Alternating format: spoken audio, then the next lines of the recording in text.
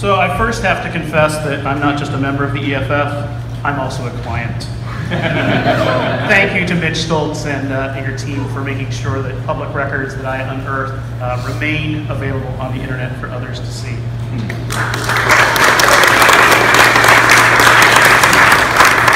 But as Nash said, Oakland Privacy's strength comes not just from the citizens that volunteer as part of its group, but also from the coalitions that we build. And certainly every victory that is credited to us is the result of many, many other coalition members, whether in some cases it's the EFF or the ACLU or local neighborhood activists. It's really a coalition of people that makes us stronger and helps us get the things done that sometimes we, not always deservedly, get as much credit for. So I want to make sure to call out those other groups and to recognize that their work is important as well and critical for us.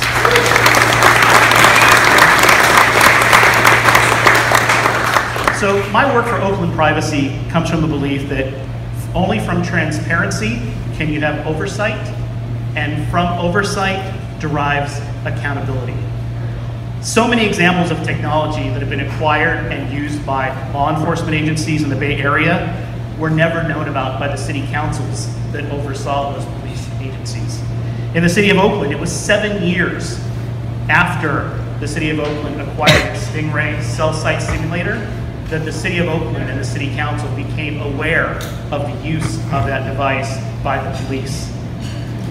In my city, I live in San Leandro, it was 5 years before the city council became aware of our city's use of license plate readers, and a very notorious photo of me getting out of my car that was taken by a passing license plate reader got published on the internet. We do our best work when working together, that's been said. Let me give you speaking of stories, I'll take off from Adam's talk here. For example, recently journalist Carolyn Haskins obtained a bunch of documents pertaining to Ring, the Ring doorbell, and its relationship with police departments. A post about a party that Ring held at the International Association of Chiefs of Police meeting with basketball player Shaquille O'Neal, where each attendee got 5 free Ring doorbells. That was highlighted by EFF Senior Investigative Researcher Dave Moss. We as Oakland Privacy, we then found a social media post by the police chief of Dunwoody, Georgia, saying, "Hey, look at this great party with Ring and there's Shaq."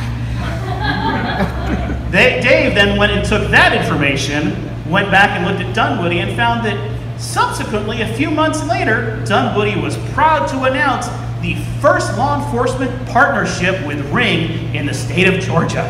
What a coincidence. Oftentimes, it's these coalitions working together that result in prying public records free and then establishing the context around them. The work we do involves very, very exciting things. Public records requests. Lobbying of public officials and meeting with public officials. Speaking at city council meetings and board of supervisor meetings. We're talking, this is primo excitement. So as was mentioned, our work with Oakland Privacy was helpful in getting the first Privacy Advisory Commission, an actual City of Oakland commission going within the City of Oakland. It's this organization led by Chair Brian Hofer that passes policies regarding surveillance technologies, and not only passes the policies, but actually digs down and finds out what surveillance technologies the City of Oakland has. It has been a model for cities and counties, and we're proud that our work will continue there, in addition to working on many other issues surrounding surveillance. In fact, I would be very happy to tell you that we've had, just recently, the California Assembly and the Senate passed a ban on the use of face surveillance on body-worn cameras. Again, our work with coalitions there makes the difference. And now I would like to introduce another member of Oakland Privacy, Tracy Rosenberg.